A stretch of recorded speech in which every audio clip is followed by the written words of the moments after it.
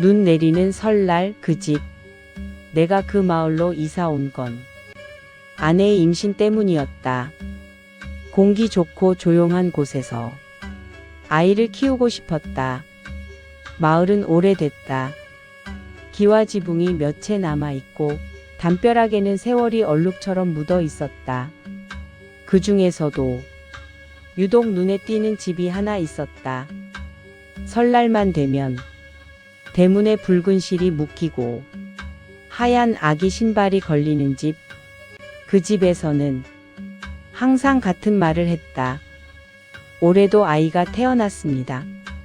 그런데 아이 울음은 들리는데 아이는 보이지 않았다. 축하받지 못한 출산. 설날 아침, 마을 사람 몇몇이 그 집 앞에 서 있었다. 떡을 놓고 절을 하고 축하합니다 라고 말은 하지만 표정은 어딘가 굳어 있었다. 그 집 주인은 70대 중반쯤 되어 보이는 할머니. 남편은 몇 년 전 세상을 떠났다고 들었다.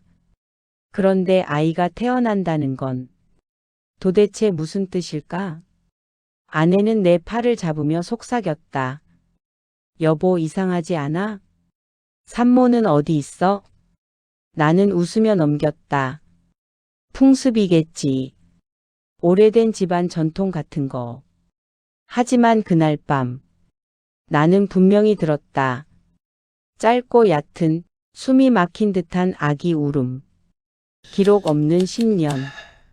며칠 뒤 나는 주민센터에 들렀다. 혹시 출생 신고가 있는지 확인하려고. 담당자는 고개를 저었다. 최근 10년간 해당 주소 출생 기록 없습니다. 혹시 그전에는요? 없습니다. 한 번도 없었다. 그런데 설날마다 아이를 맞이한다. 돌아오는 길 그 집 담벼락에 작은 손바닥 자국이 찍혀 있었다. 눈 위에. 그리고 그 손자국은 밖으로 향해 있었다. 족보의 이상한 문장. 며칠 후 나는 그 집 할머니에게 떡을 들고 갔다. 할머니는 한참 나를 보더니 낡은 족보를 꺼냈다. 설날 날짜마다 아이 이름이 적혀 있었다. 그리고 그 옆에는 작은 글씨. 기록 없음. 이게 무슨 뜻이죠? 할머니는 웃었다. 기록에 남지 못한 아이들. 왜요? 그녀의 목소리가 낮아졌다. 설날에 죽은 아이는 이 집으로 돌아와. 30년 전 눈길 사고. 마을 어르신에게서 진짜 이야기를 들었다.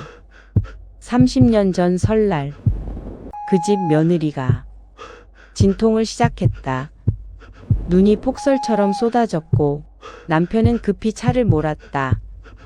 하지만 마을 입구 굽은 길에서 차가 미끄러져 도랑으로 굴러떨어졌다. 산모도 아이도 병원에 도착하지 못했다. 그 아이는 태어나지 못했다. 그날 이후 그 집은 매년 설날마다 아이를 맞이하는 의식을 시작했다. 반복되는 꿈. 아내가 꿈을 꾸기 시작했다. 설날 밤마다 누군가 문을 두드리는 꿈. 문을 열면 젖은 아기 신발 한 짝이 놓여 있고 아기 숨소리가 들린다는 꿈. 아내는 점점 예민해졌다. 여보, 우리 아이 괜찮겠지? 임신 8개월이었다. 나는 괜히 그 집 대문 앞을 서성였다. 그리고 봤다. 현관에 놓인 작은 이름표. 올해 태어난 아이의 이름. 주호. 그건 내 이름이었다. 예정 출생자. 불안해서 다시 주민센터로 갔다. 전산 화면에 이상한 문구가 떠 있었다. 예정 출생자 설날. 이게 뭡니까? 담당자는 당황했다. 저희 시스템엔 그런 항목이 없습니다. 그런데 화면은 분명히 내 주소를 가리키고 있었다. 예정일은 설날. 그리고 아이 이름 칸에는 아직 공란. 설날 새벽 3시.